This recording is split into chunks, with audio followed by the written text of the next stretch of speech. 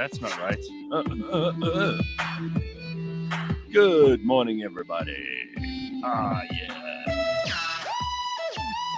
All right, it's mini Monday today because yesterday was like mini Saturday, mini Sunday, whatever you want to call it. Did you get to do anything useful with Freedom Day? That's the important question, is because I don't know how many people really get to use a Wednesday public holiday, unless it's just to lie around and be lazy. I mean, that's fine if that's all you wanted out of it. But if you actually did something with yesterday, if you managed to be one of those smart people who took off today and tomorrow and are going to have a very nice long weekend, 5 days. Wait, 1, 2, 3. No, and 6. 6 days. Monday. If you were clever about it. 6 days. That was smart. I mean, For the you cost managed of to do 2. that, you really, and you've got your shit together, right? Good morning, Pumi Mashicho. Good morning, Bakh'abantu. And good morning to you if you've just woken up this morning to join us. Let's see who's actually at work today. All right, let's take a look. We're not going to hold it against you if you're not. You may be listening to this podcast later today. You may still be getting on with your day. You may still have things to do. But we'll see. We'll see how many people are brave, keeping the economy going. So, Pums, are you feeling better? Because we heard you weren't well last week. So I do want to warn you that I'll probably be pulling a Nina Simone on y'all every now and again, just kind of getting out of frame to blow my nose. But I do feel much better. It's crazy. But it was a garden variety flu. It wasn't COVID. Are you sure? Because everybody just wants to have. Nobody wants to be left out. Everyone wants to have the COVID. No, I also think I'm one of those asymptomatic COVID type of people. I'm sure I've had it, but I've never had it. You've never realized that you've had it, Sispum. Well, Dr. Fauci said the pandemic is over. So I guess, hey, guys, party time. Right. Even Fauci said that, huh? Even Fauci. So what did I miss, boys? Did you get out of hand last week? Oh, no. I was on my best behavior, Sispumi. I was on my best behavior. But we had a cool show last week. We talked about real South Africans doing the work. It was pretty cool. It was pretty inspiring. I'm not saying you're the grouch, but I think you're the problem. I think Sispumi's the problem. Well, we had Wayne Duvenar-John from Outer, and then we had a guy from Rescue South Africa. They're the people who, during these floods, have been on the ground helping supply, search and rescue teams, people who jump into the rivers to rescue people who are drowning and that kind of thing. Hard work. Have you guys seen the live interactive map of where people need help? No. So there's an app. It's not an app. It's a map. I've seen it on Twitter, where people who need help can just post their location and what kind of help they need, and you can go and help directly if you want to drop off water, food, whatever. Right. Okay. In fact, I think one of the accounts that I saw tweeting about it was the eThekwini Metropolitan Municipality. Okay. Oh, so it wasn't directed at the MEC's house. So it's not that one. Imagine Sihle Kalala. My house is over here. Bring me some money and some food and whatever else you got. This is my thing. Oh my God. Shame, man. Yeah, shame indeed. But have you heard the excuses around that? He first went saying it was a misunderstanding. Is this about the water that was delivered? Yeah, the water tanker that came up to his house. He said it was a misunderstanding. He said, first of all, no, he first went with, it was scheduled. These things are random. He doesn't have input. Then it was a misunderstanding. Now he's going with a DA councillor was MIA, so he had to take charge. Oh, that's convenient. Yep. He had to take charge to his house. I know Thursday's our day to moan about politicians, but there's so much. It's not a moaning day. It's just a wagging our finger at them and making sure we're onto them. Yeah, no, that's true. I mean, we're on to you. I had this discussion with a friend of mine who's now living in Abu Dhabi. He and his wife moved there just before lockdown. Oh, nice. And yeah. And he works there, and he's a really, really very smart engineer. He's one of the most like driven people I know. He said to me what he likes about whenever he and I have a conversation. And I think maybe it's what a few people, at least I hope a few people who listen to the Burning Platform like, is that we don't just moan. Where we do, we offer solutions, but we're also just holding people to account. It's not complaining, you know. It's not sitting here going, nah, the government really suck. Because I don't know whether anybody needs that, you know. Anyone's lining up, people are lining up around the block to hear like, oh no, the government. No. But you did get quite a lot of those articles. One from Eusebius moaning about if freedom is not freedom anymore, is this what we call freedom? Or is this what you call freedom? Look, God. 28 years later. When is that guy gonna just either get so fat he explodes, or just get so like he is such a huckster, like he has traded on race and homophobia and all the things that he's just trading on all the shit that people don't like about him, and then not taking it personally, which he should, instead making it about all the other mixed race people, or he calls himself black as well, and the gay community. No, it couldn't possibly just be about you, Eusebius. It might be about you. It might not be about everyone who you consider yourself part of the identity of. Anyway, I wish that guy would just shut up. I don't know who keeps paying him to write things. But I know, you know what it's also like? It's like with a lot of the politicians, right? Is you have to keep yourself in a job. You have to keep yourself relevant. You must stay relevant. You have to keep yourself in the job. So you have to be top of mind. You have to say stuff, especially if you can say stuff that enrages people.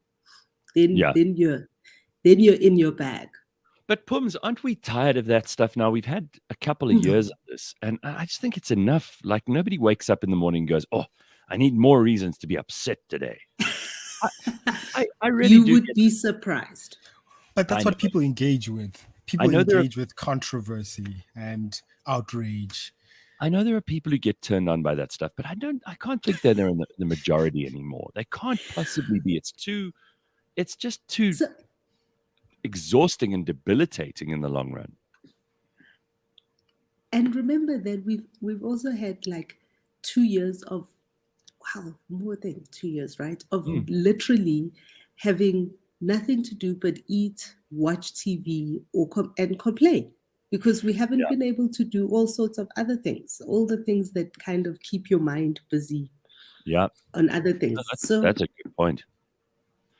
I do think that's a relevant point. In fact, we had a staff meeting at Cliff Central on Tuesday, and we were all just talking about how, it's time for us to get going again at full steam, for us to be doing, instead of just doing the 5 things we have to do today, let's do 5 more things that we want to do, and start creating the stuff that makes us feel alive, not just the stuff that ticks the boxes. Because I feel like in so many businesses at the moment, that's all people are doing. They're doing the bare minimum to like tick the boxes so that they can go back to being like in a COVID state, like where I'm going to have to go home, I'm going to have to cook dinner, I'm going to have to do all these boring things that I used to do before, but I used to have no excuse for doing work with those things. Now it's like, cut it down to 30-40% of my usual output. We talk a lot about where the government is letting us down, where people aren't doing what they're supposed to do. And we hardly ever talk about how this whole thing is endemic, right? Even in the private sector. Yeah. Even in the private sector. Like everyone's on a go slow.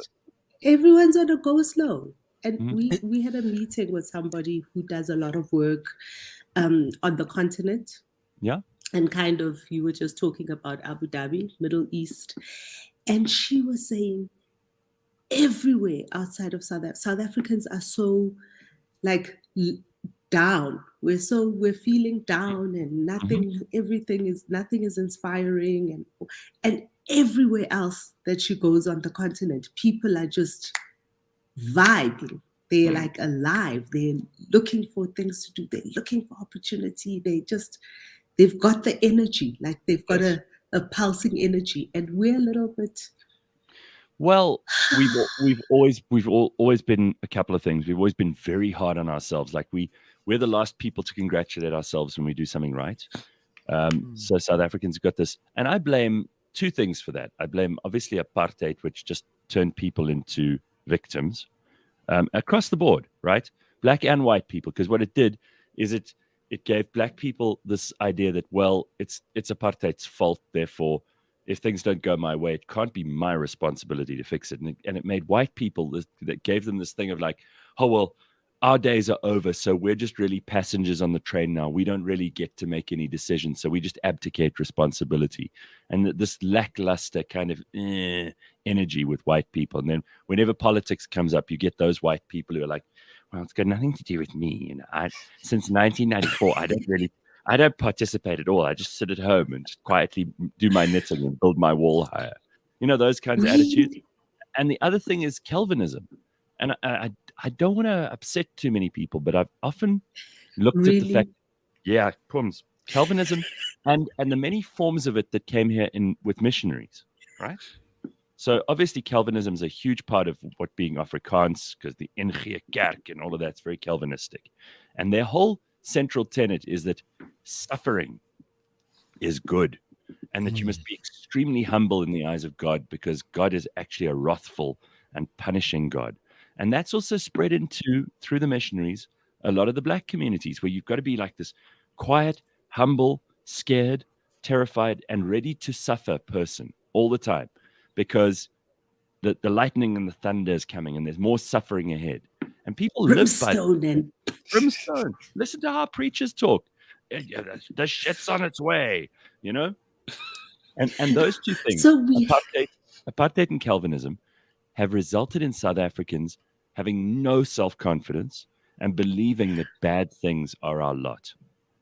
We need a little bit more kind of excitement infused into our lives, a little bit more, because we used to have that. There was a time when we were like going somewhere, when we had, and then there was like the time when Philip was here. That was also awesome. I remember that. There was a whole 12 years ago now. So Pums, something else came up in that meeting at Cliff Central on Tuesday, and I wonder if it's also something that's come up in other people's meetings. Rena was the one who said it, and she's the one who's sharp enough to have picked up on this. People like winning. You know, if we're winning things, when you're doing well, there's energy. And when you've got victories to celebrate, it buoys you. It sends you up instead of down. And maybe we just need a couple of good wins. And we do have wins.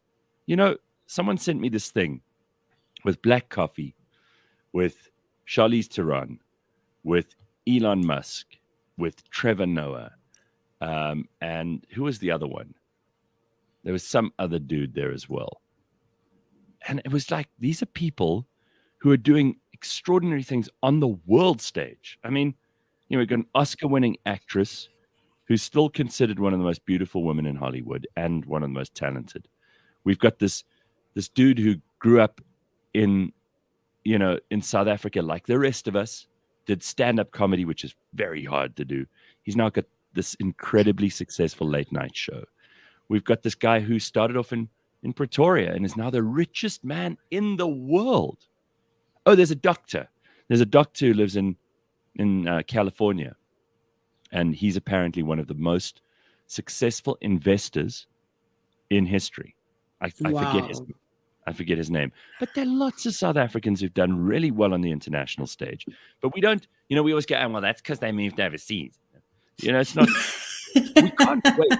We can't wait to beat up on ourselves. We can't wait to get up in the morning and go, oh, well, more drudgery and ordinariness for me, instead of going, today could be the day I kick some ass. And I have a friend who's in in corporate, and they have a lot of international investors, institutional investors in their business. And I remember some years ago, I think at the height of our gloominess, when it was like the height of Gupta Gate, and everybody like Zuma must go, and all of that. And they still had lots of investment. They still had lots of people kind of calling to find out about their business and whether they could invest in their business. And she said when she goes on roadshows, and she goes on roadshows in Australia, in America, in the UK, people say there is something in the water in South Africa that allows us to be resilient, successful, and just get on with it. Even with people, leaving the country to go to other countries, people want South Africans in their businesses. People want South Africans because we're hardworking and we're resilient. But when we're here at home, we're kind of like, Yeah, but I do think we've all kind of settled in, and this is a worldwide thing. It's not a South African thing. Again, there's no exceptionalism that makes us especially good or bad in this situation. All over the world, people are just in this funk still, and maybe it'll take us a little while to get out of it. But Jesus, I mean, we have just been through the most stupid period in human history where governments all over the world, including ours wasn't worse or better, shut the place down. They were like, oh, I know what the answer is. Let's close all the taps and force people to depend on 350 Rand from the government while we shut down wantonly everything. Businesses, public service, everything. We'll just shut it down because that's the answer. These dummies all over the world, in the most sophisticated countries and the dumbest countries, all over the planet. Speaking of sophisticated countries, and I think I got this note to you guys late yesterday. I read the Bruce Springsteen book, right? And I was horrified at the kind of abject poverty he grew up in. Yeah. Yes. And now, and we know all the stories, right? We know about like Maya Angelou and all of those people and Oprah and how hectic their growing up was. And then 2 days ago, there's an interview with Oprah and Viola Davis. Oh, yeah. I love Viola Davis. She's incredible. She's amazing. How do you feel about her, Michelle Obama? I haven't seen it. Well, and she's just one of those actresses who have the Tony, who have the Oscar, who have the Emmy. She's got it. Right. She's got all of them. And she was talking about growing up. And the whole time, like she talks about rats eating the face off her doll at where they lived. And I was just like, how horrible was America in the 70s, guys? Like almost everybody. Well, Viola Davis, I didn't know a lot about her either. I mean, Eugene Koza was on last Friday, and he was absolutely scathing because he watched the Michelle Obama movie. He says she's terrible. He says she is absolutely awful. She's getting such terrible reviews on the internet from people who've watched it. So I don't know whether that's deserved or not. But yeah, I didn't know that she also suffered like that. But I think life generally for any generation before this one was shitty. What? Everywhere. Like every time I come across, I'm just like, what the hell was happening in America in the 70s? Like people were going hungry, and for them to be where they are today, I think that's for me one of the things testament to their strength. One of the things that happened in the 70s, they voted for Jimmy Carter, who was like one of the dumbest human beings that ever walked the earth, and he completely ruined and devastated the economy over and above what was already going on with the kind of end of the Cold War and this exhaustion around that. I mean, listen, the 70s were not good, hey? They might have produced some good music. They might have produced some bizarre fashion, but it was not an easy time to be alive. I mean, nobody goes, I wish the 70s were back. Only people who think disco music is the solution to everything. Listen. I know a couple of people that wish the 80s were back. Oh, shout out to that 80s show. The 80s show. There are a lot of people who loved the 80s. I don't know. There's quite a lot wrong there too. Uncle Potse says we're awfully negative in South Africa. I think that's true. And Mapadima says, Waji, you're so right. I live in the hood in Tembisa, born and raised. The one compliment I hear more than anything else in the world is he or she is so humble. It comes from apartheid. It comes from apartheid, and it comes from Calvinism. I'm telling you. We hold this up for, are you actually humble, says Sanene. Well, this is the point, is there are two things going on here, and this is interesting. Parallel parking says, to your point, Pumi, the richer and more successful people become, the more tragic their backstory becomes. I think that's a bit of like success guilt as well. It's the same thing. It's this idea that, I heard such an interesting conversation with author Douglas Murray about this, and he actually includes a quote at the end of his book, which I thought was really interesting, about luck. Because he says in England, or in Britain where he's from, he says people don't like to admit when they're successful. You know, there's some countries in the world they celebrate success, like America and Nigeria, places like that, where if you do well, people hold you on their shoulders and they hoist you up and they say, congrats, we wish you well. We hope we can have that too. In places like Britain, and I suspect South Africa, we have this tall poppy syndrome. And the quote he gives is that luck is the residue of design. And I think that's interesting, because if you don't put in the work, you don't get the luck. You know, our famous golfer Gary Player always used to say, you know, luck is where hard work and practice coincide. Preparation. That's right. And I've always thought that was a little bit facetious, but there is something about people who are tremendously successful that they don't want you to think they're hugely successful because it makes them exceptional, or they worked really hard and they don't want to admit that. They want to make you feel like you could also do it. Nice people. It's like a politeness, you know? I think that there's also a level of when you start out in a shit environment, when you start out with everything kind of stacked up against you, you do also work so much harder to get away from that. Oh, yeah. No, that's true. To get away from that, because you're just like, anything but here. Anything is better than here. Yeah. And it's that whole forged in fire mentality. I think it's true. I think, but I do also think that there's a level of, the world has got to be open to you. So the one thing that I am very jealous of when I read all these autobiographies or hear all these stories, even stories of South Africa, what I'm very jealous of today, and it actually makes me mad, it makes me very angry, is access to education. Access to good teachers is what has allowed a lot of people to be able to pull themselves out of that. And, you know, whether it's the unions, the teachers' unions, or whatever, where we are now, it's like, you know, like, we don't, our kids aren't getting through school. We're just, and so they miss the opportunity to pull themselves out of that, or open their world to a different life other than the life around them. You know, I hear you, but at the same time, I also think so much of this is on you. Like, again, when you figure out that if you take responsibility, even as a child, and like, it was so much harder to get information when I was little, but I still found it because I wanted to. I used to go to the library. I mean, I don't know if people do that anymore, but you don't have to. You just have to get on your phone. And instead of watching the Kardashians or, like, you know, bullshit Hollywood entertainment, you get on your phone and you actually look for information. You can educate yourself. There's no real excuse these days. I know that we have let people down in this country, but at the same time, we've got to, at some point, go, you know what?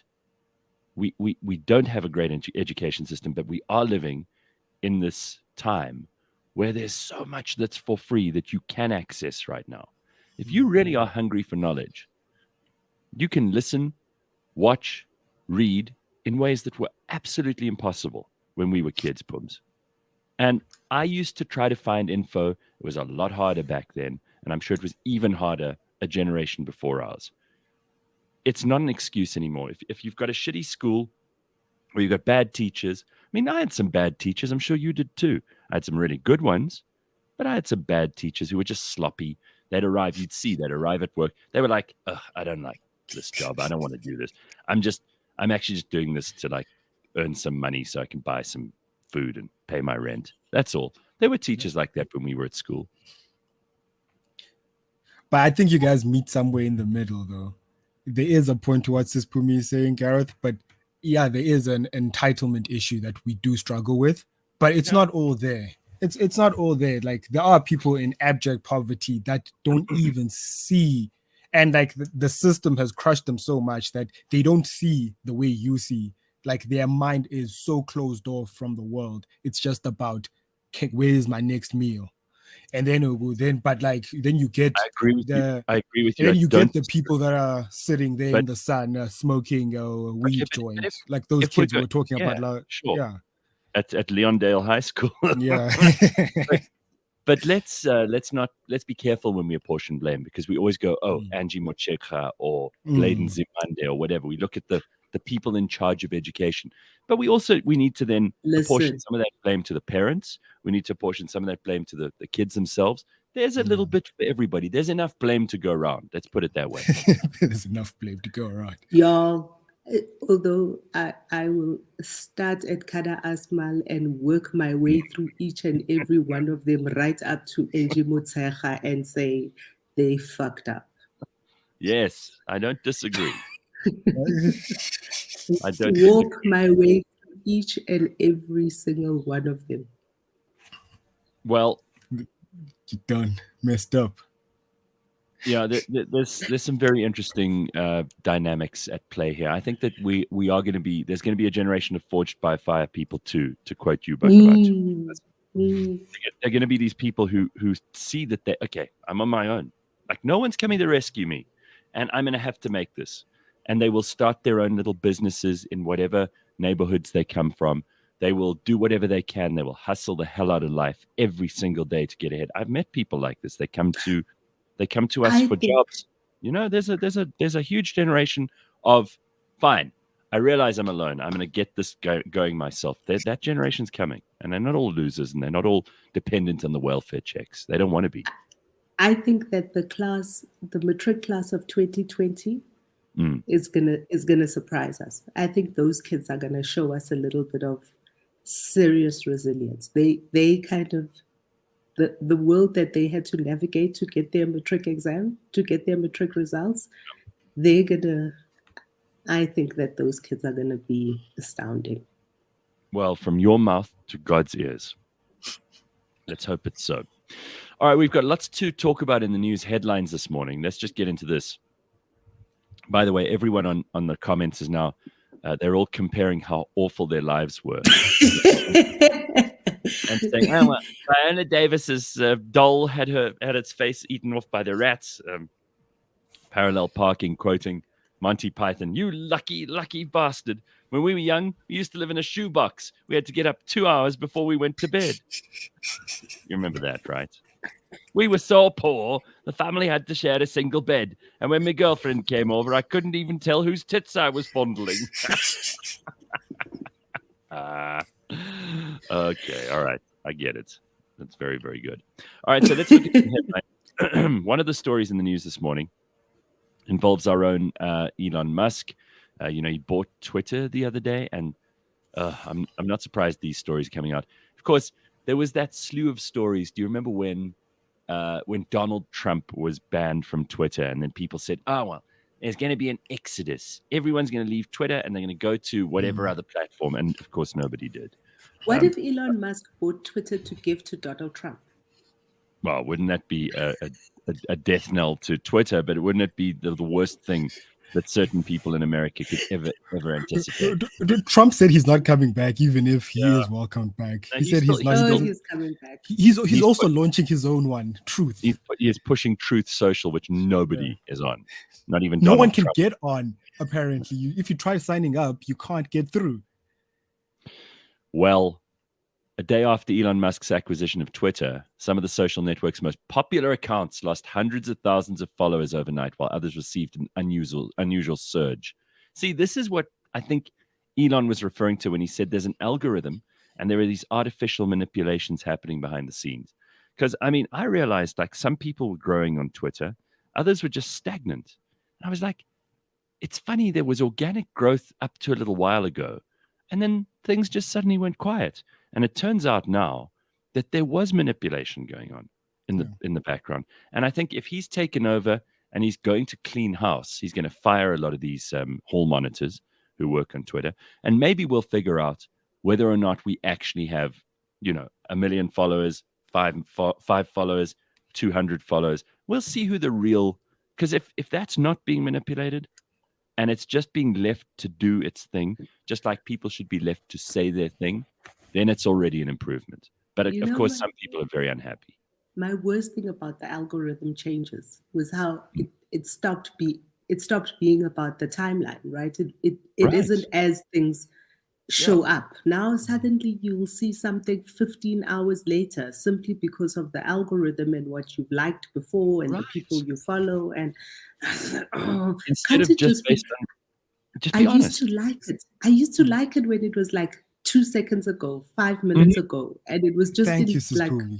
chronological order. Thank you. I looked at the algorithm of Twitter also. I hate how it also does location, it does stuff. So what could be trending for me, even though me and Simpiwa are in the same place, it could be totally different. She Right. could be seeing yesterday's news about Beyonce posting. I could be seeing something different today. So like it's Well, like the algorithm that needs transparency, and the It bots that are running it. It was at that point that people realized that Twitter we were being bullshitted. We were being, Manipulated. Yeah. So I think if that alone stops, as Pumi says, if you actually just get the real feed in chronological order, I think people will be much happier. So let's see what happens. But of course, lots and lots of people are leaving. And you know what? Then leave. Just go. It's okay. But also, it could be the bots. It Yes. could be the people like fleeing before they get caught, red-handed with with their hands in the cookie jar. It could be people shutting down their bot accounts, people shutting down all those fake people that retweet them. There's accounts that just do retweets, and then that's definitely a bot. That's not someone who's real. They just retweet. Well, it's interesting. This is breaking down on political lines in America, because the people who lost followers, Joe Biden saw a decline of 5,610 followers. Alexandria Ocasio-Cortez, who's a New York representative for Congress, lost 37,000 followers. Barack Obama lost 300,000 followers. Conversely, some of the Republicans gained followers. So this proves that it was manipulated, because it's all political. If we thought it wasn't political, this is all the proof you needed. Let's see what Elon does. I'm not going to hold my breath that so much is going to change.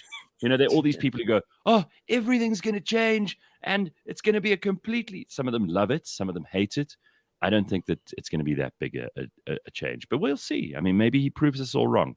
This is a guy who's... My Twitter is so American, Gareth. So everyone was like posting. It's so American politics. Everyone was posting the American flag, freedom's back on Twitter. I'm like, is it? Nothing's going to change, guys.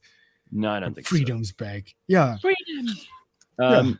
So here's a big story, and we might get into this in more detail during the Burning Platform today. But the ANC's highest decision-making body, the National Executive Committee, has taken a decision to disband the national leadership of the ANC Women's League, led by Batabile Dlamini. Dlamini's executive has been in office since 2015. The league executive will be replaced by the National Task Team, according to Treasurer General Paul Mashatile. There was unanimity on the need to ensure the legitimacy of processes leading up to the National Executive Conference of the ANC Women's League. Accordingly, the ANC decided that the Women's League should be disbanded. That's quite a big move. That is a big move. Not unlike when they decided 14 years ago now, when half the Youth League executive was sanctioned, and the EFF was born. That's right. And the EFF, the ANC Youth League is still there. It's just called the EFF now, and it's not so youth. It's now definitely much older. How old is our friend Julius now? He must be 41. 41. Right, there we go. 41. You can't claim your youth at 41, right? So we'll see what happens, but we'll keep the women's even by an expanded definition. Correct. Wasn't it Fikile Mbalula who used to claim that anything up to 40... 35. 35. Okay, yeah. No, he's way past that too. The lawyer representing 4 of the 5 men accused of murdering Bafana Bafana player Senzo Mayiwa revealed in court that the DNA found on a hat allegedly belonging to the person who pulled the trigger was that of a woman. The allegation and others were made by advocate Malesela Tefo during the cross-examination of Sergeant Thabo Mosia at the Gauteng High Court in Pretoria on Tuesday. Mosia was the first forensic detective on the scene when Mayiwa was shot in 2014. During the evidence in chief, the state focused on questions relating to what and how Mosia collected evidence after arriving on the scene. Did I miss you guys talking about that documentary? No, we did talk about it briefly. There was some. I still haven't watched it, which I want to do. But have you seen it, Pums? Yeah. Okay, well, tell us. Give us your thoughts. You know what we need here in South Africa is we need DNA detectives or cold case files. Sure. Cold case files. But what I did feel like when I was watching that documentary is that I have now listened and watched way too many crime and investigation documentaries, and I have listened to too many true crime podcasts. Okay. Because the whole time I'm just like, there's a gap here in the story. What happened between 9 p.m. and 2 a.m.? Like, why is nobody telling us what time the police arrived on the scene? Yeah. You see the holes through the story. Yeah. I'm just like, y'all ain't fooling me. I've seen enough true crime to know that this story is too full of holes. It's worse than Swiss cheese. But that Senzo case is crazy, Gareth. I don't know if you saw Kili Kumalo's lawyer there was an application to throw the lawyer out of court because he's attending the proceedings to monitor the case, and everyone in South Africa thinks Kelly was behind Senzo's death. Oh yeah. There's that conspiracy theory that goes around. There's a conspiracy theory around it. Yeah. There's always a conspiracy. There's always a conspiracy about black women when it comes to the death of black men. He could be 100 in the shade, and there'll always be that auntie. There'll always be that auntie that says, "I never trusted his wife." Yeah, really. You must never trust the wife. You remember when that person snatched the mic off someone's stage? Like, it was trending for a while. Yeah, Rakhadi. Yeah, that's the Rakhadi story that became a big. I think we talked about that for 3 weeks solid because it's such a big thing in South Africa. So, one last little bit of news, and this is also potentially quite a big deal. Bitcoin has become the official currency of the Central African Republic. Yo, I saw that. So the Central African Republic has approved Bitcoin as legal tender. It's the second country in the world to do so after, I think, what is it called? El Salvador, right? I think it was after El Salvador. Anyway, so apparently the CAR, one of the world's poorest countries, is rich in diamonds, gold, and uranium, but it has been racked by conflict for decades, is a close ally of Russia, with mercenaries from the Wagner Group who are helping to fight rebel forces. Lawmakers voted unanimously to adopt Bitcoin as legal tender. So I don't think this is going to mean everybody in CAR is suddenly going to be on the internet trading Bitcoin, but it's probably a lot more stable than anything they had before. And it's an although it does mean that all the politicians will now get to be able to funnel money out of the state very easily. And all those diamonds are suddenly going to find their way. Now those are blood diamonds are suddenly going to find their way into the necklaces of many oligarchs. Well, JJ Cornish mentioned this Wagner group and how he said they're not mercenaries that are there trying to save people. They are Russian insurgents basically taking over the country. It's interesting. Russians everywhere are trying to convert their rubles into Bitcoin. And if there's a country like the Central African Republic that is a place where you can exchange this. It's going to be interesting to see how much Russian money comes in and how much Bitcoin is exchanged between crooked politicians in the CAR and crooked but Russians. that's the thing about blockchain. Yeah. We can actually see this stuff now. We can. It won't be creative accounting. But on the Vladimir Putin and rubles, he's holding most of Europe hostage. He's saying they must buy gas in rubles in order to revalue the currency. I'm like, this man is a genius. He's an evil genius. He's an evil genius. Yeah, there's a provisor there. Yeah. Absolutely. All right. Well, those are all the things we have time for in the news right now. But we've got somebody who's going to be joining us in a moment, who's been a part of the Cliff Central family too for a very, very long time. She used to be on one of our shows and used to be one of the funniest and most hilarious additions to our lineup. She's gone on to do all kinds of incredible things. She was already doing incredible things long before she joined Cliff Central, but she's a well-known name to everybody on the platform. So we thought we'd just do a little catch up and find out what Kate Normington is up to, because that's right. She's up to starting a new show, among other things. And that's going to be at the Theatre on the Square in Sandton until the 1st of May, but we'll tell you about that in a moment. Let's first welcome her back in all of her glory. Here is Kate Normington. How are you, Kate? Hello. I'm sorry I look like Shrek's girlfriend this morning because what's her name? Fiona. Because I got back last night. Oh my God, look at me there. Oh dear. I should have put some face on, but Gareth, it's fine, Here I am in all my glory. Listen, Shrek's girlfriend was a princess. Oh. That is true. Okay, you're invited for Christmas. And we do ask people to be up extra early to be on this show, so we're not expecting. This is the middle of the night, Gareth. How do you guys do this every day? Well, listen. I mean, yeah. How do your synapses connect at this hour? But yours are all firing on all cylinders. So kudos. But Gareth has been doing this for 20 years, waking up in the middle of the night. You see, you're an actress and a theater nocturnal person. Animal, yeah. You guys have the opposite schedule to me, so that's not surprising. This is your worst time. This is my best time, and we just have to figure it out together. But it's nice that we could let our schedules coincide. So listen, I want to talk about you for a minute, because you don't rest on your laurels. You've always got new projects underway. There's always something going on. And many of our listeners may remember a show that you used to do along with Stan Katz, and you used to host it on your own sometimes because he just didn't arrive, and then you'd do the show.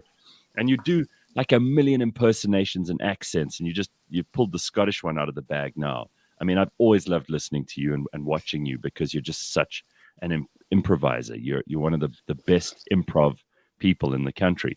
How's it been going? It's been going great, Gareth. It was a very quick decision to go into Theatre on the Square, because Daphne only ever has sort of short, sharp runs there, 2 weeks. So we started last week, Tuesday, and we're finishing on Sunday. But this little creation has legs. It's a retrospective about shows that I've done over the years, but more than that, it's just a kind of celebration to getting back into the theatre, even with 50% houses, and just welcoming people back, and really just an incitement to say, come and watch. Don't be afraid. If they can pack them into flights between Joburg and many other destinations, come to the theatre. It's a safer environment. But yeah, so it's a hopeful statement to everyone out there to say we're back, and hopefully get other people going. And you said that the show is called Storm in a Bee Cup, by the way, which is hilarious. So, I just want to know whether you have a whole bunch of these shows written down. You've got them ready to go. And then, someone like Daphne Kuhn from the Theatre on the Square comes along and says to you, oh, listen, I got a gap. Can you plug into this? Do you just have that ready to go? Or no? Or do you have to write it there and then? I think over lockdown, there were many projects. And certainly I tried to sort of write projects with other individuals.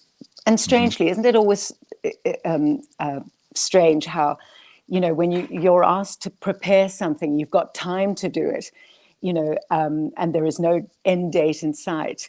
You prevaricate and you don't get it ready. But someone gives you a month and says you're on, and you think, okay, let's do this, So this was co-written with Russell Savady. I think you've also had Russell on your show. He's a casting director to Generations, but he's also an actor and performer and director in his own right. And he compiled the piece. So it's quite tongue-in-cheek. It's funny. It's whimsical. It's definitely got his flavor stamped all over it. It's just lovely. It's charming. And I'm not saying that in any sort of self-aggrandizing way. I'm just saying it's a lovely piece because it's been collaborative with other people. So the basic thing here is that you take us on a little bit of a journey through some of the roles you've played. So you get to change character, I don't know, 10 times in a show? Well, it's not so much that. There are little bits of that, Gareth. It's not a sketch show. So it's more kind of intimate than that. It's more sort of me up there with,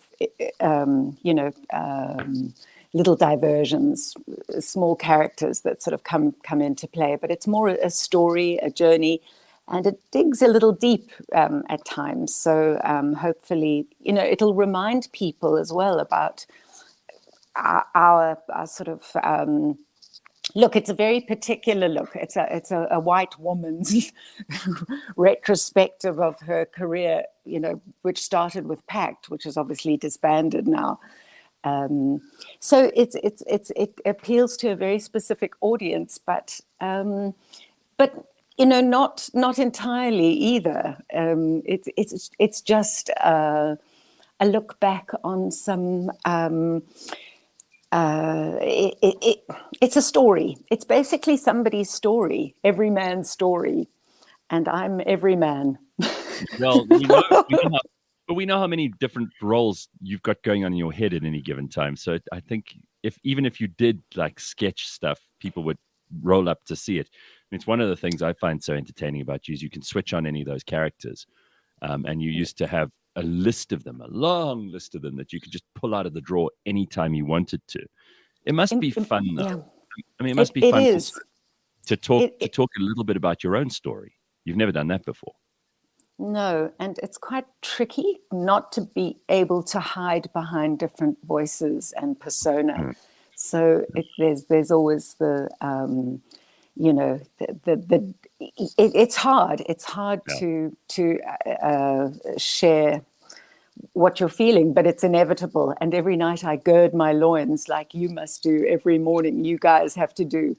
It's a mindset, isn't it? You have to gather yourself, and it's no mean feat really to keep that kind of focus. How long is your show on air for? Well, streamed? Well, yeah, usually we do 2 hours. So yeah, that's an extraordinary amount of, and it's tiring. It must be, you must have to rest, but then you have to prepare, don't you? Did you find, like, during lockdown, you said just now procrastination is something all of us became very good at during lockdown because there was no real end date, there's no deadline. For many people, it was just kind of let's ease back into work and all of that stuff. But did you, during lockdown, use the time to sort of come up with any new ideas in terms of characters? Because there were so many people who revealed themselves during lockdown. Those awful, hateful, spiteful people who used to tell the rest of us to, like, your mask has slipped off your nose, you criminal. We had neighbors kind of telling on each other because there was that stage. You'd run to the boom. Yeah, you'd run to the boom and you weren't allowed to. And you'd just to get out of your head and sort of survive the morning, you'd run to the boom and somebody would like poke their head over the wall and say, don't the laws apply to you, Yeah. That's it. So I wanted to know, is there a new character in your arsenal which is already formidable? It's terribly rude, Gareth. I did say arsenal. I didn't say arsenal. But is there a character in there who's like kind of uniquely post-lockdown because some of those characters that you did originally could be converted very easily into the Karens of lockdown, or any of those sorts of things. There's probably quite a lot of material that you're sitting on that Yeah, you no, there is that lockdown character whose name is Marley. It's not Karen, but those types whose voice never eventually goes into chest. It's all in their head like that. I don't think I've ever done that one, Gareth. But these are the people that need to be avoided resolutely and implacably. Hear me? Do you recognize this person? She might be in my WhatsApp group. She might be in my community WhatsApp group. That's absolutely Definitely. right. Oh, my God. I just also quickly wanted to say Rowan Becker, who is the pianist. Sorry, this is sort of unashamed. Because this is a musical performance. It's not just a play, right? Retrospective, yeah. It's not a play. It's far more lighter. Pumi, are you still laughing at that? Just to get back to Rowan Becker, who is the musical director on this piece, is an amazing. I think you've had him on your show as well, Gareth. But he's a wonderfully sensitive and creative guy. He's been musical director on so many shows, namely We Will Rock You, the touring group. Oh my God, now I can't think, Mamma Mia, and yes. Many others. So he's had a wealth of experience behind him, and he has collated this piece and corralled me. And because I'm, it's really like herding cats, trying to get me to do anything sort of solid. Many personalities, sure. But he's certainly done it. So it's Russell Savadir and Rowan Becker who have, the piece is lit by Dennis Hutchinson, who is also one of the best, and Owen Lonzar, who was responsible over lockdown for feeding half of Johannesburg, Waiting in the Wings. I don't know if you remember his project, which he. Hey, did you have other things to do during? Because you're not the kind of person who just rests on your laurels and sits around and waits for something to happen. Did you have other things to do? No, I mean during lockdown, a lot of people were just extremely frustrated. There was nowhere to perform. Were there things that you could get going, that you were having fun with? I did a series of. It was called For Fuck's Sake, Saul. Sorry, am I allowed to swear on your show? For Fuck's Sake, Saul. Go ahead. I'll try and send you a link, Gareth. But it was a series of. I started off like the narrator from the Rocky Horror, and say to everybody, it's been tough. It's 6 days of lockdown, and here are a couple of tips to keep you in the loop. Just in terms of keeping your creative juices alive. And then I'd go into this sort of execrable series of copycat roles, but I'd always play the male role. So in When Harry Met Sally, I played Billy Crystal's part, and I always played the man, in the piece.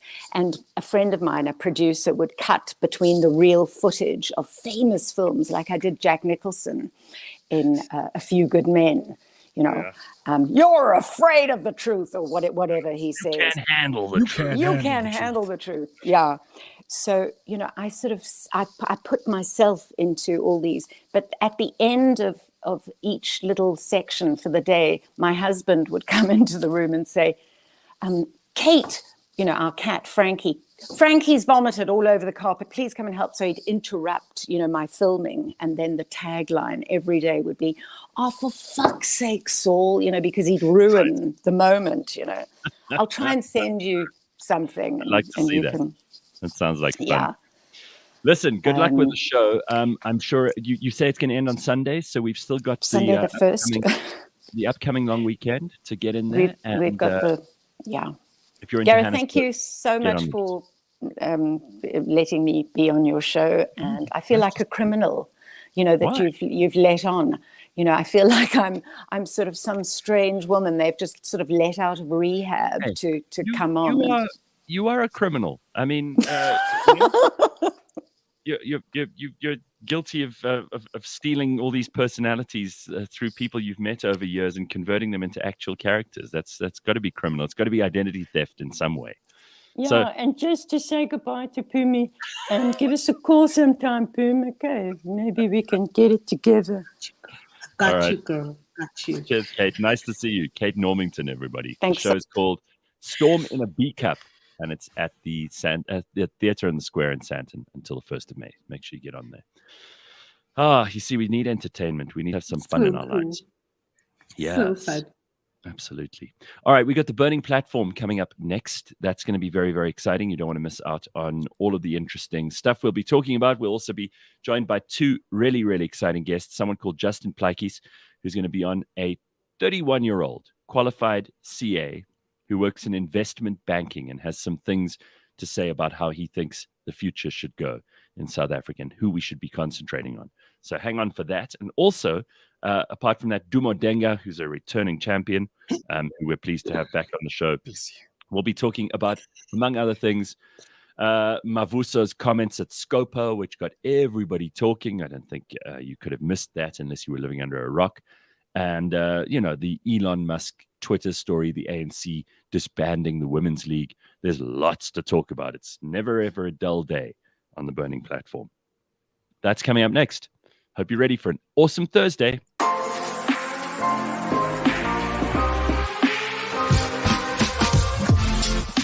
This week on the Auto Trader podcast. But I don't know if you heard, but South Africa might be getting a race soon. Oh, interesting stuff. Tell me more. So essentially, I think it was about a week ago, the FIA announced that Las Vegas is going to be on the calendar next. And, from a lot of pressure from a lot of the drivers, specifically Hamilton, the next sort of announcement that people I think it's going to be, it's going to be South Africa. Catch us every Monday at 9 a.m. on YouTube and on autotrader.co.za.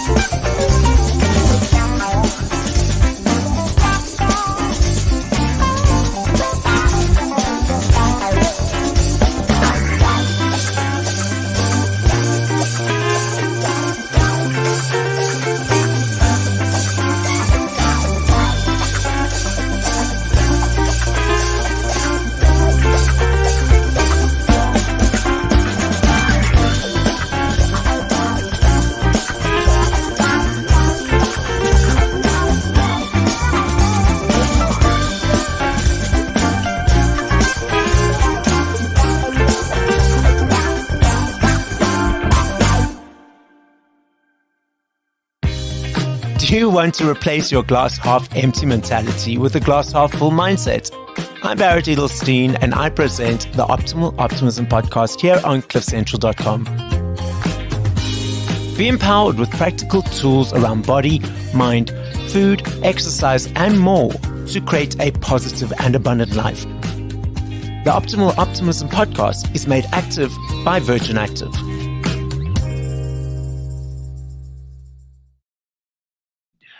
That is something also that you've got to check out if you haven't listened to it already.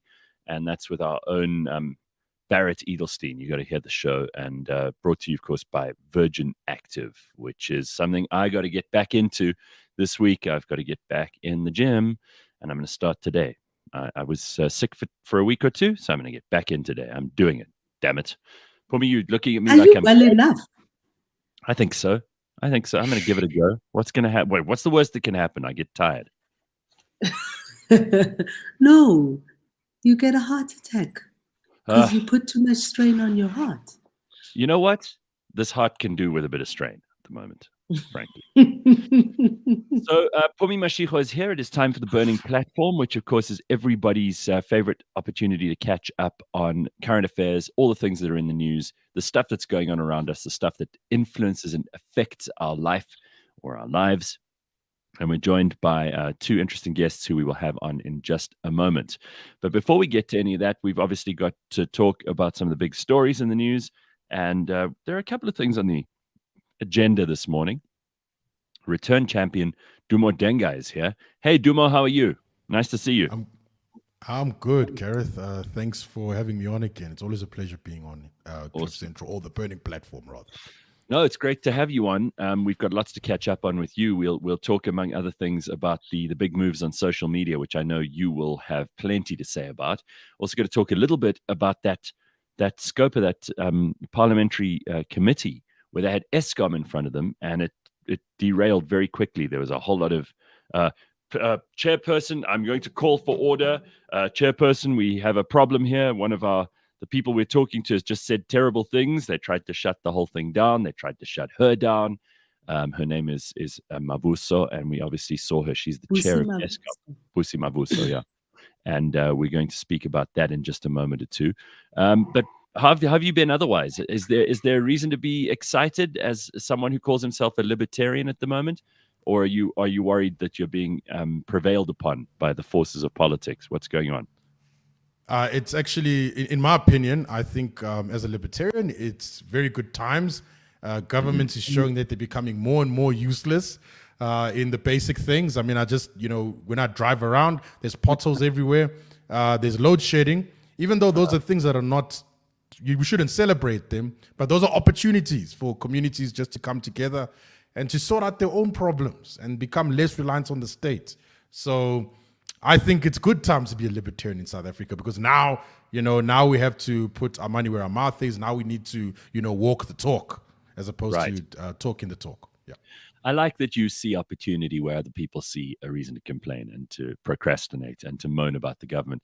Pumi and I were talking about this earlier when we started the show this morning. But, in every messy situation, there is a chance for someone to fill the gap. And in potholes, that's literally what they're doing, filling the gap. Exactly. All right. That.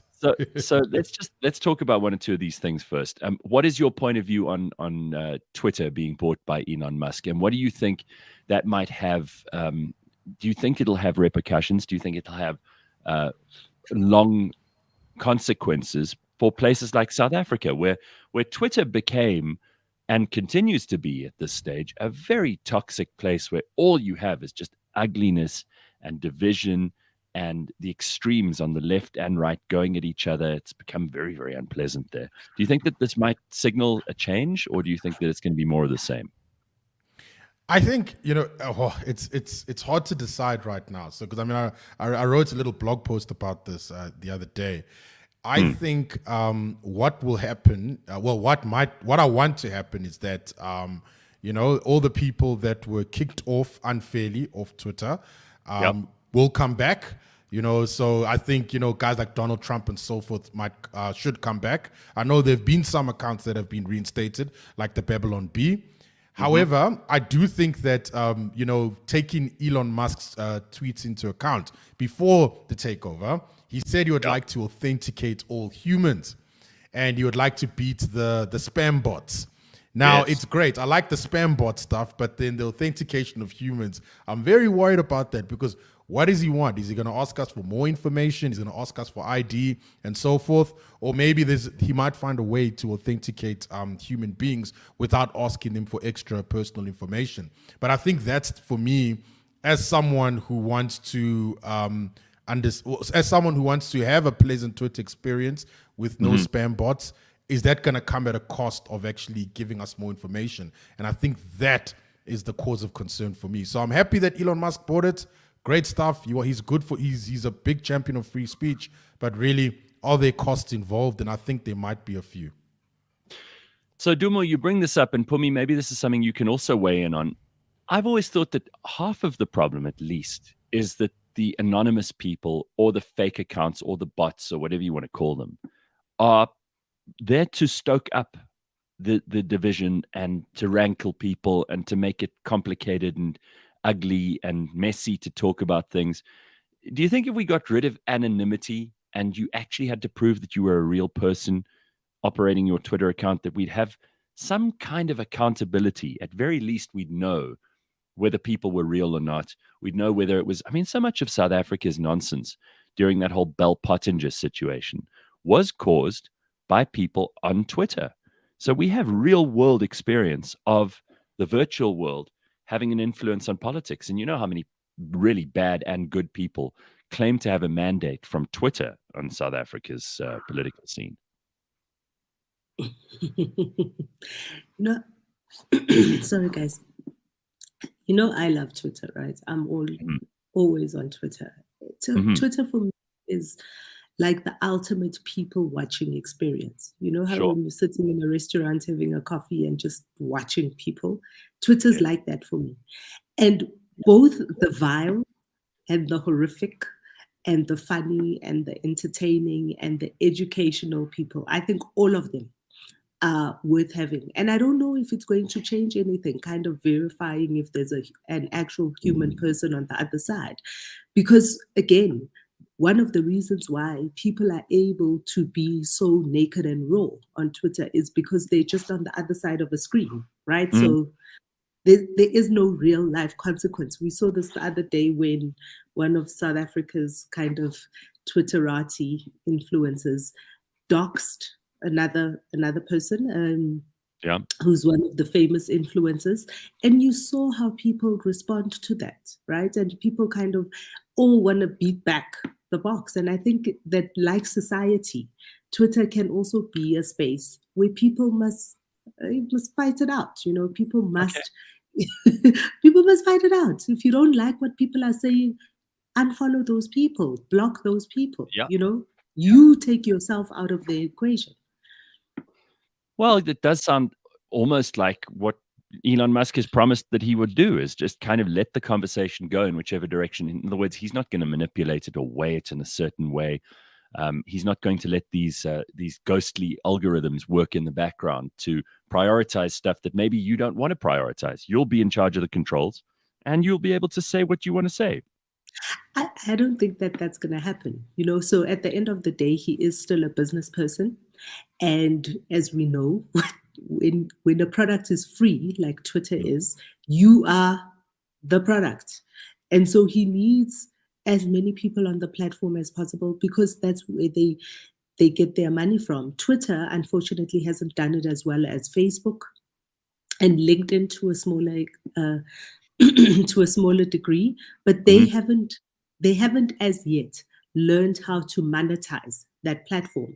And maybe that's what he's hoping for. There is no way that he is paying this amount of money into a business simply because he wants people to be more free to speak to each other. He is looking for a way to monetize it and get back an ROI. What do you make of that, Dumo? Do you agree? And do you think that from a free speech point of view, or from getting rid of anonymity and bots and trolls, he'll be doing any of that stuff, getting his hands dirty, or is he just going to let it happen? Yeah, I just to go back to Pumi's point, I think, and by the way, Pumi's point about the actual ROI, the return on investment. How do you think that's going to work? Yeah, I think the whole thing about the return on investment is that if Twitter does actually monetize their platform as well as Facebook and YouTube, I think they're going to run into some problems as well, because I think one of the benefits of Twitter is that they don't prioritize content as heavily as Facebook does and YouTube does, because their models are based on trying to attract the most engaging, trying to push the most engaging content to as many people as possible so that the advertisers can spend more money on their platform. But Twitter's not that great at doing so, which I appreciate. So I think that if Elon Musk is going to try and monetize it, he's going to have to try and still keep it at this level that it is now, but at the same time make more money from it. So it'll be interesting to see how he actually does that. But if he turns this into another Facebook and YouTube, people are just going to complain and say, well, we might as well just go back to the old Twitter where everyone was getting banned, but at least my content, there wasn't an advert every few strokes every time I scroll down. So I think that's one thing that Musk has to deal with. And I think with the trolls and everything like that, I think he should I just think that, as you said earlier, he should allow the conversation just to go where it leads, because I think that a lot of people on the left, they like the idea of controlling information. And I just feel that is not good for a platform like Twitter. Yes, it is a private company. Yes, people may see it as a public square for discourse. But at the end of the day, I just think we all like to see things unfold naturally, as opposed to just people telling us what we should be thinking. All right, so from that, I'm going to introduce our other guest for this morning, someone who's written a book, and we'll find out what the book is all about. But it's essentially a message to young people in South Africa, and I'm thrilled that he could join us this morning. He's a 31-year-old qualified chartered accountant who works in investment banking. He recently contributed to this book, which is called This Generation Leads, the latest leadership ideas from South Africa, which is put together by Mike Teke and Muzi Kuzwayo, who we've had on the show before. His chapter in the book is called Leading with the Heart and the Mind, and his name is Justin Plakis. Justin, it's nice to have you on the show. How are you? Good morning, everybody. Good morning, Gareth. It's an absolute pleasure to be on the show. Good morning, Blume and Dumo. Nice to see you. So, Justin, first of all, tell us a little bit about you, because I gave a very brief CV, but you seem like a very impressive person to be doing all these things you're doing at 31. Sure. I mean, I think my life's a lot more simple than some of the people you host on the show. But in essence, I find myself in investment banking. I work at Rand Merchant Bank. Mm-hmm. And the space that I work in, it's really a place where we work with ultra high net worth individuals. A lot of the work is investment banking focused. I sometimes think of it as a glorified private banker. So we kind of move and shake with these ultra high net worth individuals.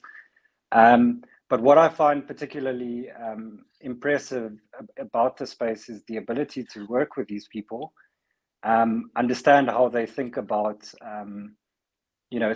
things.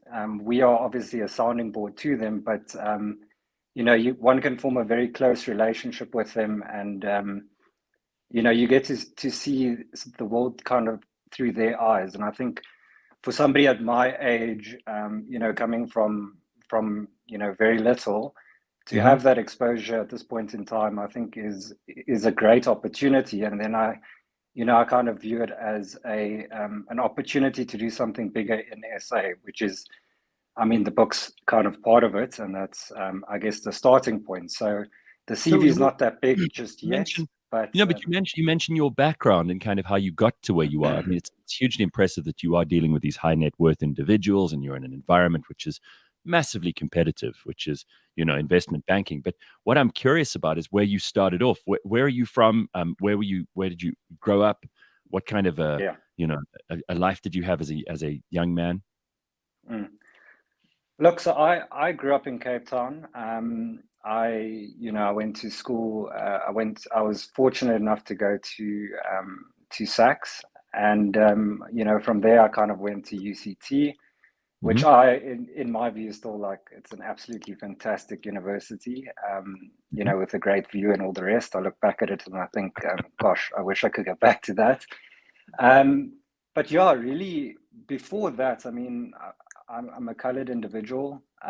My parents, come from very simple backgrounds. Money was not really something that was available. My dad basically sacrificed his entire life to kind of make something of himself. And I think my mom kind of just played the role of, you know, mentoring me and giving me the motherly love and kind of motivation and courage that I needed. And I think that kind of just formed the pillar behind my confidence. My dad was very much a disciplinarian in the way he did things. I felt like I was in the army most of the time, to be honest.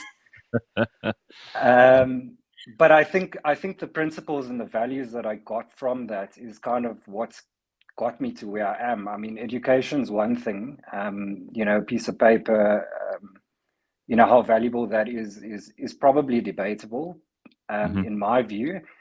And we can touch on it later, but I mean, I think the mentorship from my parents, the discipline that they've instilled in me is kind of what's got me to where I am. So what do you think the major challenges are for people your age and younger in South Africa? And what should we be doing as a society to help those people along? Pumi's often said on this show that she believes education, she said it this morning, is a big gap that we need to fill, and that we're not doing the best job we can as a society to help young people from that point of view. But what do you think the major challenges are for young South Africans? Look, I mean, I think I agree with the point on education. I mean, it would be remiss of me to kind of say that education doesn't mean anything. But I kind of caveat that with what I said earlier around the point around mentorship. So when I think about it, I think, yes, education's a gap, but I think the biggest thing that's missing is mentorship. And I think there's two things. The one is, I guess, mentorship, and the other one is actually just, you know, reading. So I see the world very simply. I think, you know, with social media and, you know, the technology that we have available today, kind of my view is the world's your oyster. I had this discussion with a very young guy in investment banking the other day, just saying, I mean, why are you sitting here? I mean, you could literally do anything that you want. Whatever you're passionate about, you've got, you know, a world stage on your cell phone. I'm calling in on my cell phone. I've got a stage, a platform. Yeah, I can try and do whatever it is I want to do. And that's really the big question for me, is that people need to understand that whatever it is they're passionate about, the world is, in my view, your oyster. I haven't capitalized on it just yet, but that's a function of my background to say, you know, I didn't come from money. I needed money. In my mind, I thought I needed capital, actual financial capital to do anything. But the reality is there's human capital, there's political capital, there's a lot of other capitals that we don't focus on. And I think we need, when you say what's the biggest challenge, for me, the biggest challenge is actually just the mindset. And I think platforms like this, the technology that we have enables us to actually tackle that problem.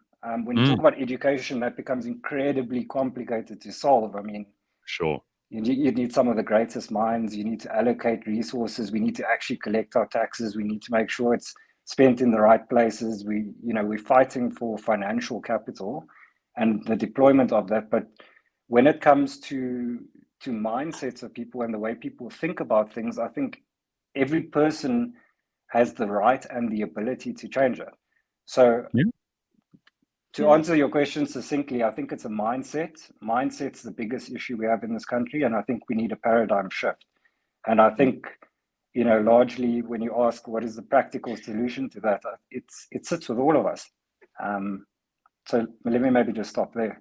Justin, you talk about paradigm shifts, and I think for some of the people may not know, there's a really cool video out on YouTube where Justin is talking about his chapter in the book, and he's talking about what he thinks, the book's called This Generation Leads, and talking about what leadership looks like in South Africa, and more importantly, what South Africa needs in young leaders to become what it could be, its highest potential. Justin, do you want to talk a little bit about what you think young people could do to change the country? Yes. So,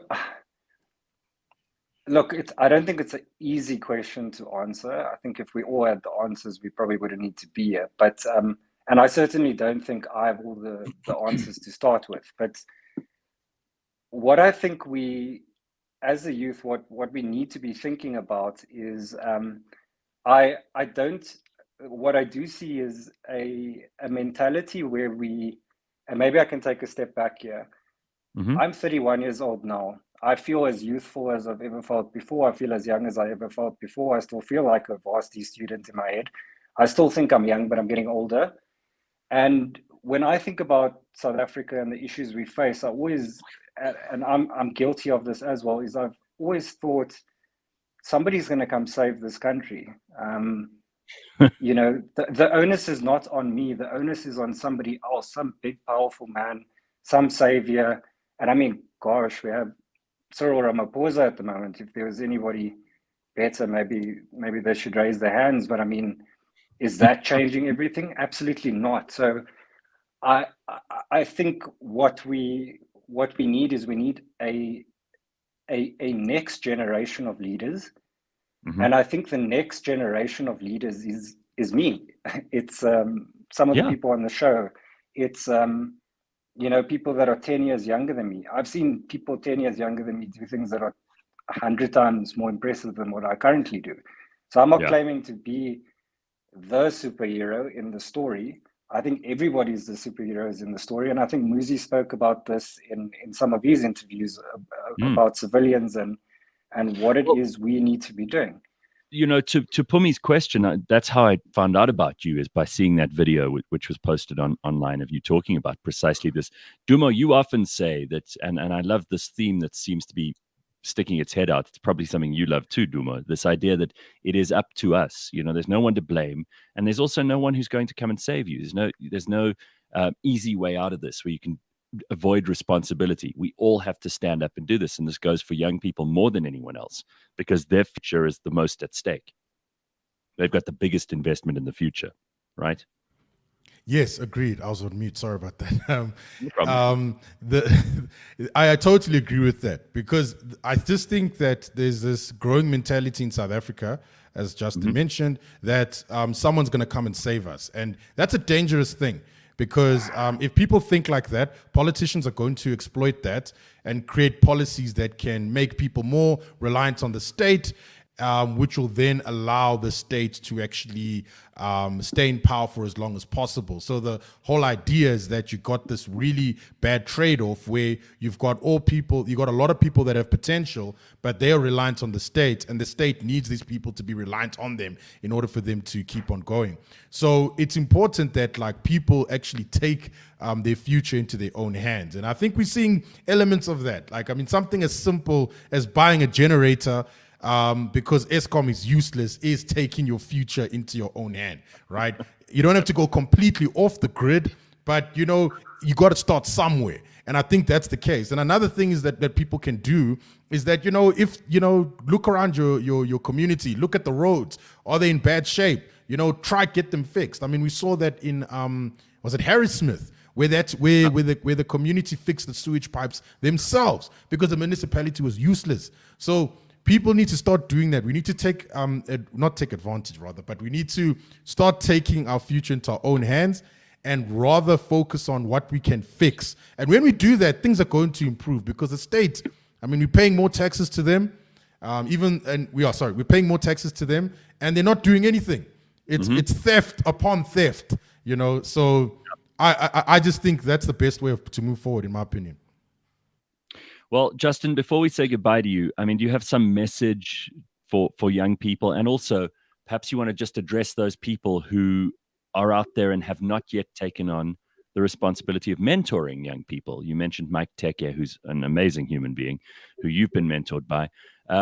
What are your messages to those two groups, to the young people in South Africa who are looking at things and maybe they're feeling a little bit hopeless at the moment, because there are a lot of those people and you can't blame them, and then talking straight to the business people, those people you do a lot of work with now at RMB? What would you like those mentors to do? Sure, Gareth. So let me try and be succinct. I can often talk for quite long. So I think on the mentee side,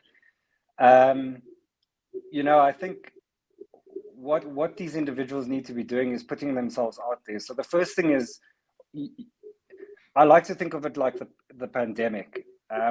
When the pandemic happened, we basically shut down the entire country. Everyone sat at home, nowhere to go. You play by all these rules. It was life or death. For me, this is a big pandemic. Saving South Africa going to the dogs is essentially the biggest pandemic we'll ever face as a country, and I think it's becoming very serious. So we should take the same onus. If we can get every kid to wear masks, if we can get every kid to sanitize 10 times a day, in the same manner, we need to push that across to the youth as a message to say the onus is on you. It's your responsibility. You need to do what's right for your country. You need to look at your neighbor. You need to take the first steps of action. And in order to do that, you need to look to people in the private sector, people in your community that can mentor you. So it's the guy that's running the spaza shop on the corner. It's a leader at church. So start small, and you can build your way up. I think on the flip side, on the mentorship side, a guy like Mike Techie has done such an incredible job. The way I think about this is you've got a single individual. He's got a group of 20 mentees. He's got a lot more than that, but the 20 of us were tasked with writing this book. We write a book, it's the mentorship to me is not about, what is the mentor doing for me? And this is important for the mentees, not what is the mentor doing for you? Rather, what does the mentor do to you? And I think the paradigm shift is what a mentor does to you. And that's kind of the onus on the mentors is to shift the paradigm of people. So I wouldn't write a book, but Mike got me to write the book. And I think there's power as well in being in a group of people, because when we started with the group, believe it or not, it was bigger than that. And we ended up with 16 people. So some of the people left. But the rest of us felt, gosh, we don't want to miss out on part of the action to do something in the country. So I think on the mentee side, it's like, I also subcategorize the mentees. There's the guys that are 50-50 because you've got some privileged people, talented people that are leaving the country. A lot of my top talented friends have left SA. Very concerning. So for me, there's the pact of people that are, in my view, the people I want to work with, the people that we should be focusing on are the people that can burn the ship and say, we are here to stay. This is our problem to fix. So firstly, those are the mentees we care about. People that don't have an option. So the people that do have an option, they must decide. The people that don't have an option is the masses, which those are the guys we need to focus on. But from the mentorship side, I think people have a lot more power than they actually believe they do. So Mike's got us to write this book. We are 20 to 30 individuals. I've had this interview now. Why don't we interview the rest of the 15? Let's get some momentum going. And I think if you can create pockets like this, 20, 30 people, that's powerful. But then I think the next...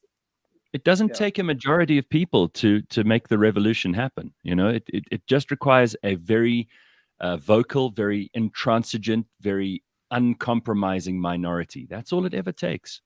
And if that minority are the right people who believe in this place and can make it work, we need to hear from them. Absolutely. People like you. I also think, Gareth, the other important thing is unity. So the collective is only powerful to the extent there's unity and we all believe in the same vision. So I think when I spoke about that mindset and paradigm shift, we have to believe the same thing, that SA is great. We have to believe there's hope, and we have to believe we can do something about it. If that's not there, then I don't know where we're starting. But perhaps that's me for now, and that's my message. Love it. That's terrific. Yeah, and thank you for joining us this morning. I know you've got a real job to get to, and we're going to let you get on with the day. But thank you very much. Justin Plakies, everybody. And don't forget, that book is called This Generation Leads, the latest leadership ideas from South Africa. And we will put all the links on cliffcentral.com so you can follow that and pay attention. Thanks, Justin. Nice to see you. Thank you very much, guys. Thank you. Bye-bye. Cool. Bye-bye.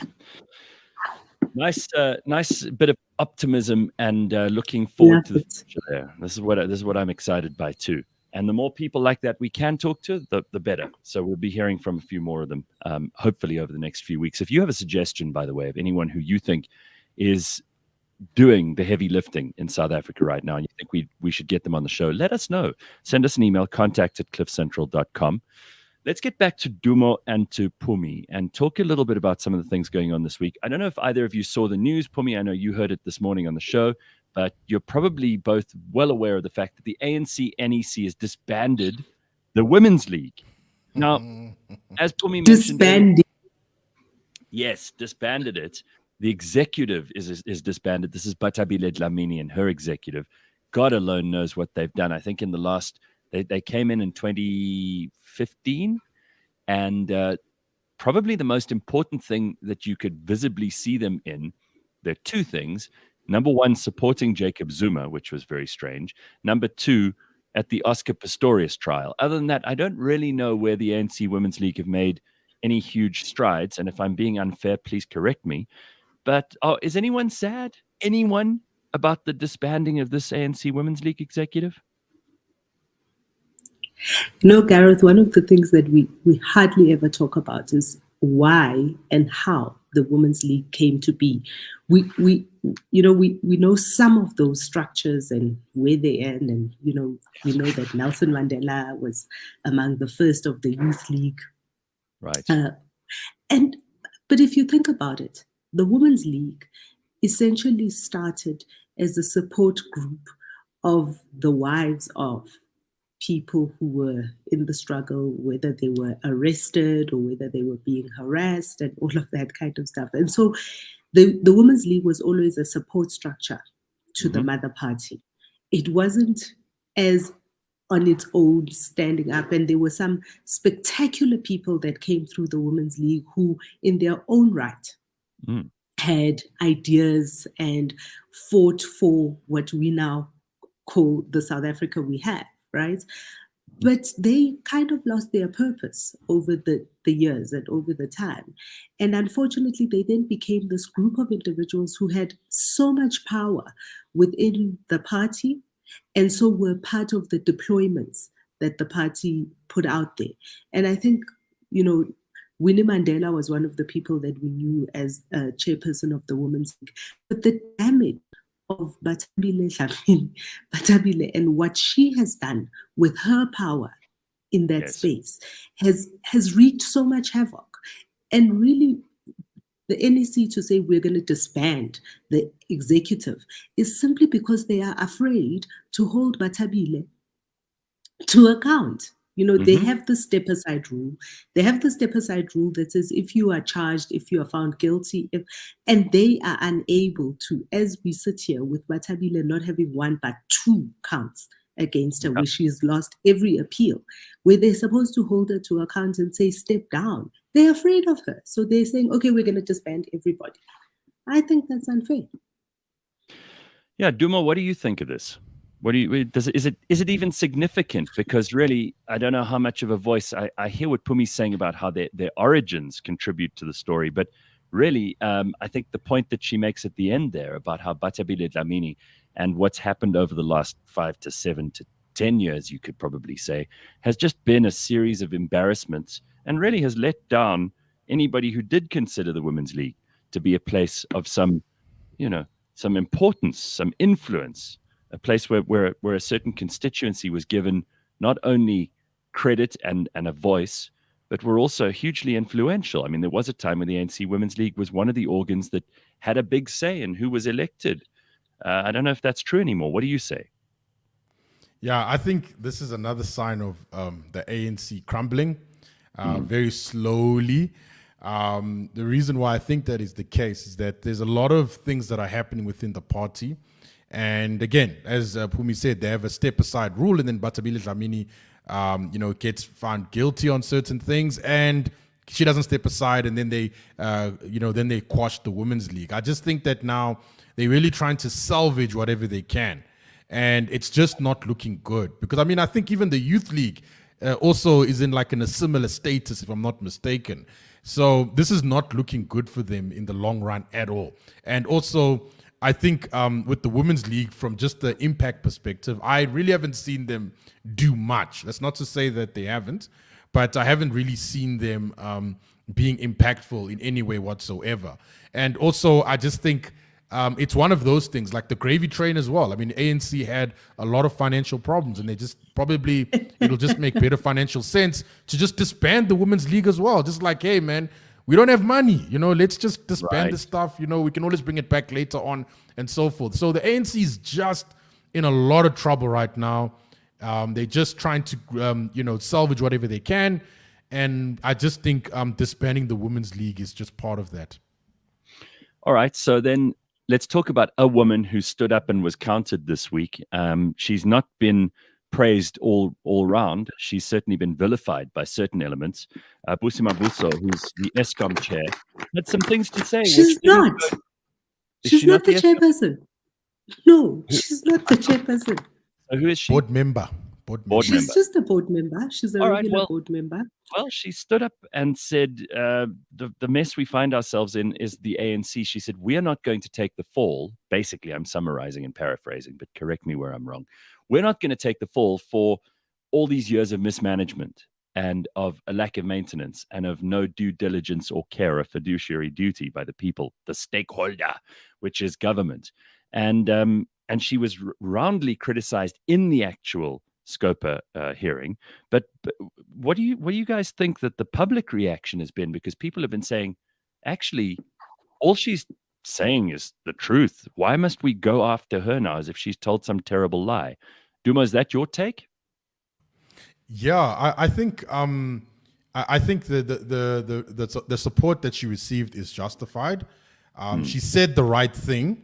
But I think the reason why she said it is that I think she realized that the Kusile and Metupi projects are not going to be finished in 2023.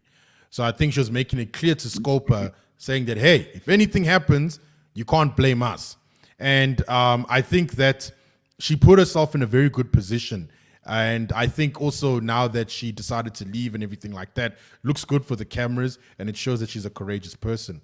But I think also it highlights a very deep problem within ESCOM. Remember, ESCOM's electricity production compared to 2011, where they peaked in the last 10 years, is their production last year is 14% less than 2011. But if you look at the independent power producers, their electricity production has doubled in the same period. So ESCOM is like really, it's crumbling slowly, just like the ANC. And there's a lot of hope being put into Kusile and Medupi, but they're not going to be finished. And I'm just thinking now that really, I think now, given Mavuso's comments, I think she's really looking at the future and thinking, you know what? Is this really going to be sustainable? Because I remember they already spent about 300 billion on those projects and they're not done. I mean, it could even go to 1 trillion, right? And then if it goes over 1 trillion, then people are going to be saying, well, maybe we should have taken that nuclear deal from the Russians because it was going to cost 1 trillion anyway. So this is just really, really, Mavuso's just highlighting a really deep problem within ESCOM and electricity supply.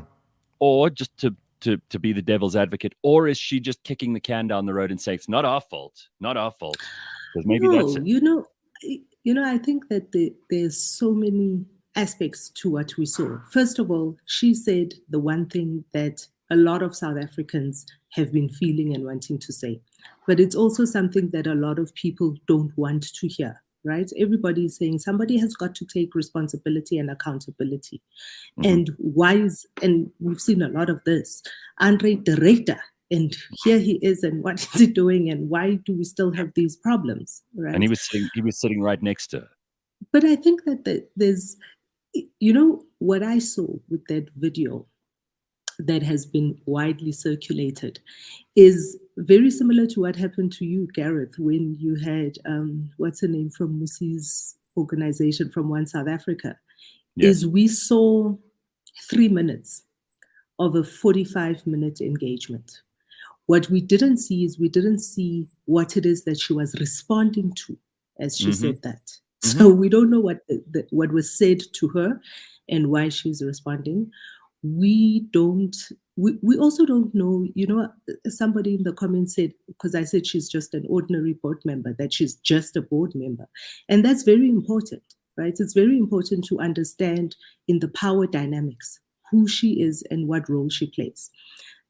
People who have sat in these accounting situations know that the CEO is the person who is responsible for accounting.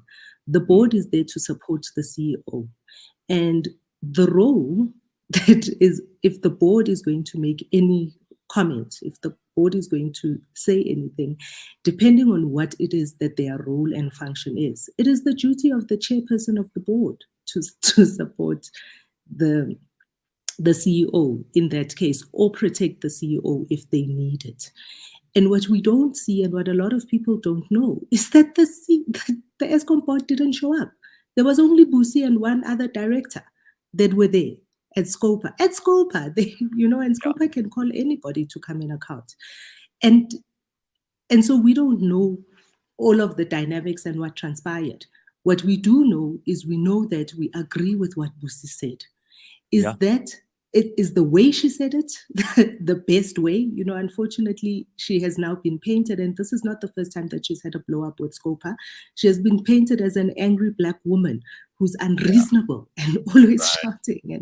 And well, I mean, maybe that's also because, and I think the reason we're even talking about this, because who pays attention to Scopa hearings?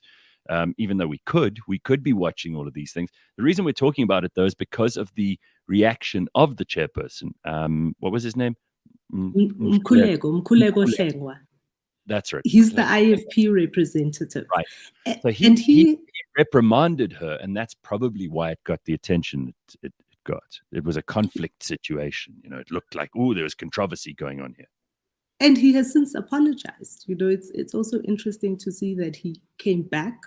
First, when he was first questioned about it, he kind of stuck to his guns, but he has since come back and apologized to say maybe the way that he responded in that moment is not the way that he should have responded. I, for one, think he could have said, he could have de-escalated that situation very much, right? He could have just said, well, we note what you're saying, and that's it. But part of the reason why he had to defend himself is because he provoked that response from Busi. It's what he asked that allowed her to get into that space. Yeah, Snai says he apparently said the same thing too. He said that ENCA hadn't played the entire meeting because otherwise people would have seen that Ms. Mavuso's response was misplaced. And then Tracy was not misplaced. Tracy says maybe an angry Black woman is exactly what this mess needs. But it was not misplaced because what he asked her, what he said, his statement was that they had just been, because they'd just been to I think earlier this year, they went to a site visit. Scopa went to a site visit. And what he said was somebody in this room is going to have to account and heads must roll. That's what Busi was responding to. And she's right. It's not their mess. It's not their mess. They're trying to fix the mess. All right. What do we make of all the other things going on in politics this week? I always joke that it's never a dull week. There's always something happening. We had Freedom Day yesterday, and maybe this is worth a little bit of reflection. We talked about the origins of the Women's League. We talked about the origins of the ANC Youth League. The origins of this country were celebrated yesterday, and I don't know that too many people have really spent any time at all. I'm not going to speak for everyone, but I can certainly speak for myself as somebody who does care about history and who lived through that and remembers the excitement around 1994. I wonder how many of us really, though, took the time and the trouble to think about what Freedom Day means and what it should mean, and whether or not we've made the kind of progress that we should celebrate. We mentioned Eusebius McKaiser's article, and someone brought it up on the show earlier this morning, but I didn't read that. He seems to be very critical that we haven't made any progress at all, that it's all worth throwing into the fire. I don't know whether that's true. What are your feelings on Freedom Day? Does it mean a damn thing to you, Dumo, or to you, Pumi? And if it doesn't, why not? Well, I don't know. It at this point in time, it seems a bit symbolic. I just think ever since the pandemic started, I think the idea of Freedom Day just like went down the tubes, in my opinion. I just felt the lockdowns and so forth, and the new regulations that are going to go into the Health Act and everything like that are just violations of our freedom. And I just think that definitely we've made progress from the apartheid era to now. But now we in this particular era of, I mean, the ANC has been in power for 27 years, and they're not even doing the basics right. It really, it really begs the question of whether if, freedom does mean anything. But look, I won't lie. We have made progress. I would say that. I mean, I don't have to carry a dompas wherever I'm going. So there has been progress in that area. But I think there are other elements of freedom that, like, bodily autonomy and so forth, that are being violated, or that might be violated by the ruling party. And I think that is something that we should take into account. If we going to have freedom, we should take it seriously. And it's a good thing that we have a day that we can celebrate like this, that we can actually reflect on whether if we actually have better freedom than we did many years before. But compared to 2019, not so much. You agree, Paul?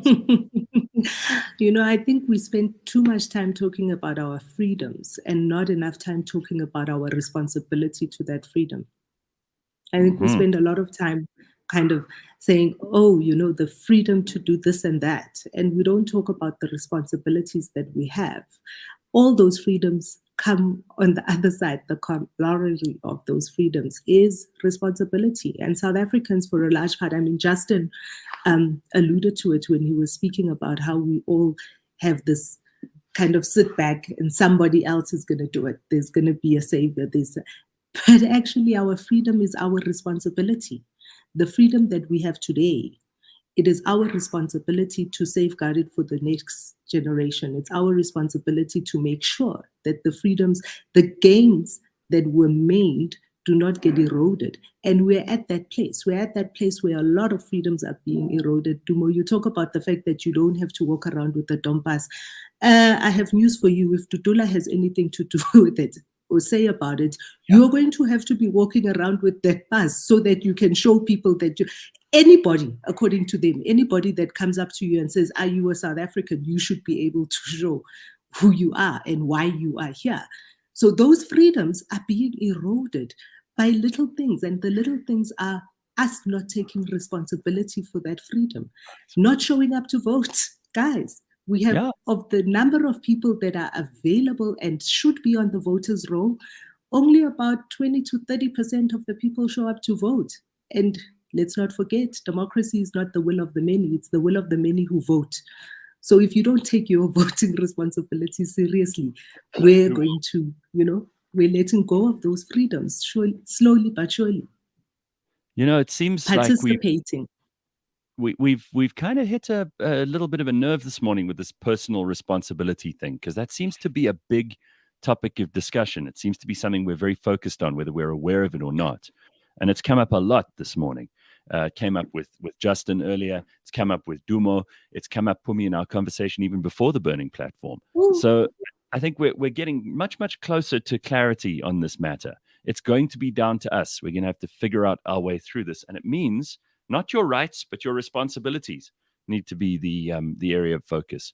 There's that great line about what happened just after the French Revolution.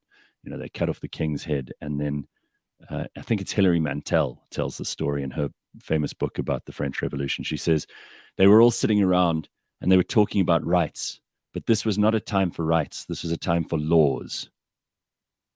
And if they had talked about laws instead of rights, maybe they would have been able to avoid the terror and everything that came after that, because we know revolutions are about bringing in new systems. And if those systems aren't based on laws, and we need to talk about laws in this country a little bit more, and not so much about rights, then, it's easier to talk about rights. It's sexier to talk about rights. Everybody wants to talk about that because it's a numinous thing. But laws mean these are the actual things we're going to do to achieve the ends that we set out to in 1994. Whether we've got there or not, I don't know. So many of our laws, right, Dumo, are stupid and have been proven to be stupid. So many of our laws are holdovers from the old apartheid regime. Right. That's true. There's a lot of them. And again, we have to review them.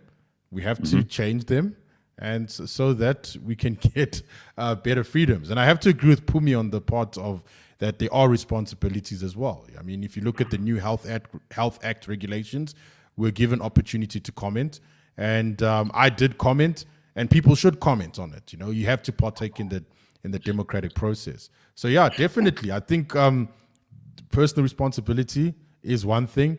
But as a libertarian, I still think freedom is the highest. So we need that freedom. It has to be protected, and protected by us, I guess. Yeah. What do you make of the laws comment, Pumi? No, you know me. I'm a big fan of participation, and I'm a big fan of the rule of law. Right. Hence, I make the comment about Dudula, because for me, it is what keeps our society together, right? The laws that we all agree on is what keeps our society together, because we all, especially in South Africa, where we all come from so many different backgrounds and homes, and all have our own customs and traditions. The law of the land is the belief system that should keep South Africa together. You know, the law of the land is the belief system that should keep South Africa together. But I do want to, because I see the time is ticking away, and I do want to ask if any of you saw that today we are waiting with bated breath for an exciting announcement from Action SA of a new person that's crossing the floor from where, really? you might ask. Well, in Tshwane. In Tshwane, so who do you think it could be? Any ideas, or are we just going to have to wait and see? Because Action SA, there are lots of indications that we may have another Cope situation on our hands. There are obviously lots of people who are massive fans of Herman Mashaba and the work that he's done. But I don't know how I feel about this yet. I think the proof is still in the pudding, and we're way off. I was at a dinner a couple of weeks ago and was sitting next to Bongani Baloyi, the former Midvaal mayor for the DA, and now Action SA. I don't know, I think he's in the executive in Gauteng of Action SA. And he was sitting next to me, and it was quite an interesting and fascinating conversation that we had about their party and where they're going and what they're hoping to achieve. So it's always very fascinating for me when we see new people joining the party. And like Herman said in his tweet yesterday, it's actually an old person crossing the floor. And I wonder what that means for the party and what the party believes in and stands for. All of these various individuals that they're bringing in from all these other places. And we know that the DNA of an organization really in its foundation phase is the DNA of the people and what they believe in that starts the organization. And I'm wondering if they can all find a way to get along. We see what's happened with Makosi Khoza already. So I'm wondering. Well, that's what I was referring to when I mentioned Cope earlier. But I mean, are there any old people in inverted commas in politics who frankly we'd even be excited to hear from? Sure, I'm not. Which is why it was so exciting to talk to Justin. You know, Justin is essentially what he's advocating for. He's advocating for new people to stand up and be counted. He's just saying, can we have new ideas, please? Yeah. I'm not excited about any old people. Am I being unfair, Duma? Yeah, you're not being unfair at all. I would like to see how Action SA performs. I mean, let's see who joins the organization. But I think what really matters is what happens in 2024. That will be the defining moment. And what happens afterwards. Because if they fail in 2024, then we might see another Cope situation. So I think I'm just too cautious right now. Let's wait till 2024 because I can see people leaving Action SA and more people coming in. So let's see what happens at that time.